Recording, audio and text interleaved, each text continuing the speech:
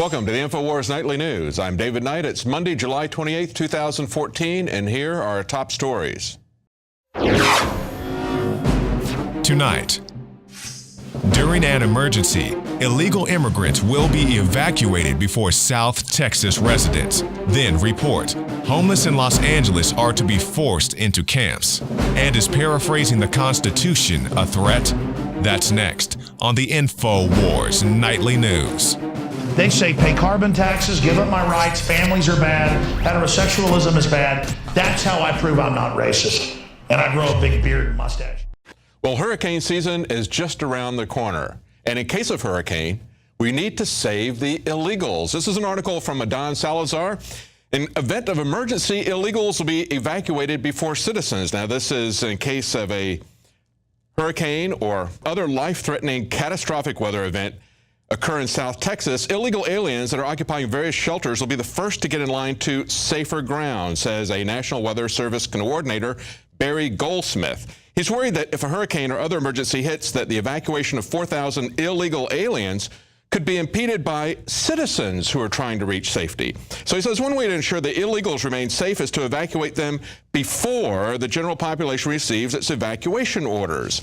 He says the entire Valley Detention Area will be evacuated first. In other words, before the public gets their mandatory evacuation.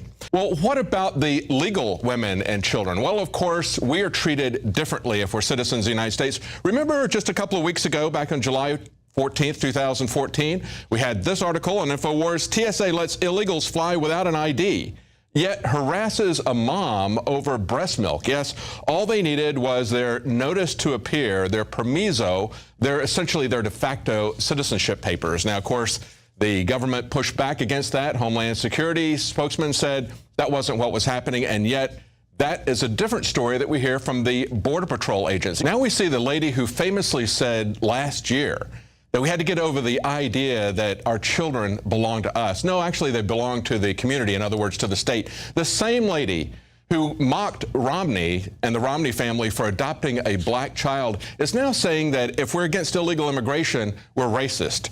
In an article today on Infowars.com from Paul Joseph Washington, she says, during a segment on her Saturday show, she likened Texas Governor Rick Perry's decision to send National Guard troops to the border to Arkansas Governor Orville Faubus's move to use the Guard troops to prevent black children from attending Little Rock Central High, which was racially segregated back in 1957.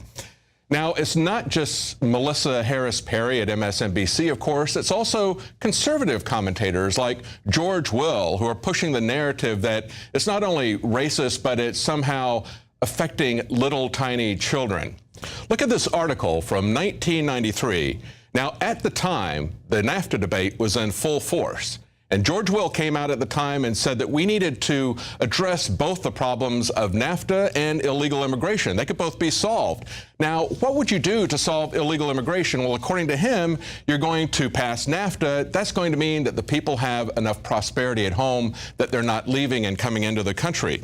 And he targeted people like Pat Buchanan, Republicans. He said they're a small but gingery group that oppose both immigration and NAFTA.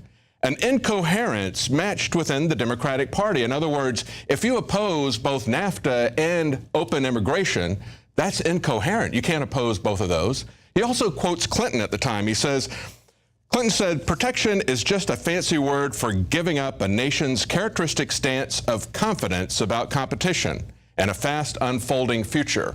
Well, now that we look back 20 years after they were successful in passing NAFTA, how has competition played out for us? Do we still have illegal immigration? Has that solved the situation economically for those people and even Mexico? Now, of course, George Will is saying we need to extend NAFTA into Central and South America so these people don't have an economic incentive to come in. It hasn't solved anything. What free trade, unrestricted free trade did was export our jobs. Now, if we have unrestricted free immigration, it is going to take the country down even faster. And of course, this is what David Petraeus said when he said, what comes after America? Well, that's easy. NAFTA. He said, we're 20 years into NAFTA, and now it's becoming a fact. We no longer have a border. That's what Pelosi said. Let's listen to that clip now as to what George Will is saying today. My view is that we ought to say to these children, welcome to America. You're going to go to school and get a job and become Americans. We have 3,141 counties in this country. That'd be 20 per county. And the idea that we can't assimilate these 8-year-old criminals with their teddy bears is preposterous. We've handled what Emma Lazarus famously called the wretched refuse of your teeming shores a long time ago, and a lot more people than this. There's a lot of lies in that. Listen to the first one, the idea that we can't handle these 8-year-old criminals with their teddy bears. Of course, he's channeling Glenn Beck, who famously went to the border and gave the narrative that the Obama administration is trying to feed everybody, really gave that credibility by handing out teddy bears. Now, of course, they're trying to sell us the idea that these are 8-year-olds coming across 1,500 miles of dangerous territory with their teddy bears, coming here unaccompanied. Are they really unaccompanied? Or are they being accompanied by gangs? Or are they being turned into gangs once they get here? Are they being recruited into gangs? Look at this story from Mail Online today. Violent transnational gangs are recruiting unaccompanied minors at the border security facilities. Now, of course, Obama and the Democrats are trying to recruit them as Democrats. Of course, they'll raise them in the communities, just like Melissa Harris Perry said, we need to get over the idea they belong to parents. That's their dream come true, that they have unaccompanied minors. They would like for them to all be unaccompanied minors. But as they estimate in this story here, 57,000 have come from Central and South America. Yet we see that many people coming each month. And it's not just minors. So that's about 1/12 of the number of people that are coming in each month, according to their official numbers, if we can believe that. So that's about 8%. Now, of course, those minors that are coming in are not just 8-year-old children. Most of them are teens. Just because they're under 18 doesn't make them children, and many of them are already gang members. The ones who aren't are being recruited. Take a look at this picture of this young boy who maybe is about 8 or 9 years old, giving the MS-13 gang member shot. Now, we were told from border control agents, told Fox News that this is what was happening, but of course, yet again, we see the Department of Homeland Security and the official border control bureaucracy saying they have no information that this is happening. They have no verification of this because they're not looking for it. Still, the Border Patrol agents who are working in these areas are the ones who are contacting the media and telling us what is really going on. Now, the LA Times reports that the White House is pursuing plans to expand what they call immigrant rights. Yes, it's not the 57,000 that George Will is talking about, which would be 20 per county across the United States. No, they're looking at giving citizenship rights to 5 to 11 million people who are here.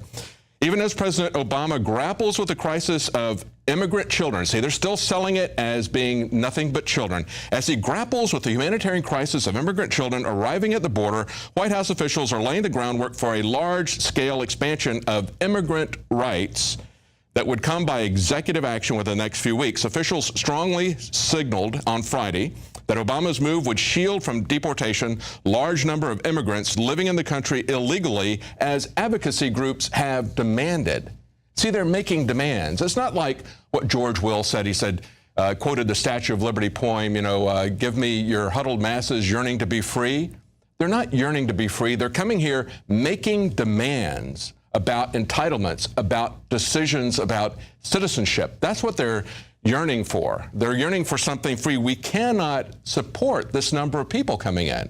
What are you going to do in each of these counties as they make these people legal, as they give them amnesty? Of course, it's not just the 5 to 11 million. It's the extended families that are connected with them that will be allowed to come in. Are you going to be able in your county to build 2 new schools immediately tomorrow? Because that's about when this is going to happen. They're going to do this at the end of the summer, just in time for school to start. It's not just who the immigrants are, trying to portray them all as children that the media is lying about. They're also lying about the people who are protesting this amnesty that Obama is putting out there. Now, on the Alex Jones Show today, we had William Geen from ALIPAC.us, and he pointed out that at a rally in Boston, the media reported that there were only a few hundred there. But as you can see from this article on Infowars.com, tweets pushing back against that narrative show that there are anywhere between 4,000 and 10,000 participants in this. Now, the people who organized this, and one of the chief organizers was Jeff Kuhner, the host of WRKO's Kuhner Report, put the number at 10,000, and he said this. He said, these are not children. When you say a child, the implication is 4, 5, 6 years old. He says, these are teenagers. Many of them are gangbangers. If you're 15, you're not a child. And that's right. If you can make that journey truly unaccompanied, you're not a child. And of course, the lie that we're hearing from George Will, from MSNBC, even implied from Glenn Beck, is that the people coming across are young children with teddy bears. Now, as you can see from the pictures here, it's far more than the, quote, hundreds of people that the CBS reporter initially tweeted about. Later, she corrected that and says, oh, maybe it's about 1,000. No, it was far more than that. Here's Alex Jones with William Geen from the show earlier today. We believe that there's a new movement rising rapidly in America that's beyond the Minutemen, beyond the Tea Party. And it seems to be involving a lot of different groups and other different types of Americans that weren't working together before, combined with people who are starting to abandon Obama and the Democrats, including blacks, Hispanics, white liberals in cities. Everyone's waking up to Obama as he tries to run across the field with this. So we have a movement that's building. This past Saturday, July 26th, truly historic date, Boston, Massachusetts, over 5,000 American patriots gathered in Boston following a radio show host named Jeff Cooner, who did one of these protests. But of course, the Boston Globe takes little bitty up-close pictures of the crowd, claims that only hundreds were there, and as a disinformation campaign worthy of a psychological operation conducted by a military against another nation, they pumped this out on social media saying, look, Boston. And we were excited because, hey, you know, a couple hundred people, that was great. About an hour and a half later, this past Saturday night, the pictures start coming in. There are clearly thousands upon thousands upon thousands of people in a liberal bastion like Boston that are chanting, send them back, and USA. Stay with us. Right after the break, we have Joe Biggs at the Arizona border with ranchers on the front line. And the elephant in the room, if they're fleeing violence, if they're really refugees from Central America, what is the cause of that violence? We're going to talk to Jim Gierach with Law Enforcement Against Prohibition. Stay with us. This is Alex Jones for InfoWarsLife.com. The latest in preparedness is now here. An electrically stabilized colloidal silver solution that can be added to both your home cabinet and preparedness pack alike. Concentrated to 30 parts per million in what has been dubbed the survival silver solution. The new InfoWars Life Silver Bullet Colloidal Silver is the answer for you and your family. And it's entirely free of toxic artificial additives that are loaded into many products. The InfoWars Life Silver Bullet Silver is so powerful that it is concentrated into a 2-ounce bottle and is not recommended for extended continual use. This is not a low-grade formula. We are working with one of the top laboratory manufacturers in the United States to bring you the best form of colloidal silver using electrical processes within a base of deionized water for your preparedness storage or your home kitchen. Purchase your bottle of InfoWarsLife.com Silver Bullet Colloidal Silver today and find other amazing supplements at InfoWarsLife.com.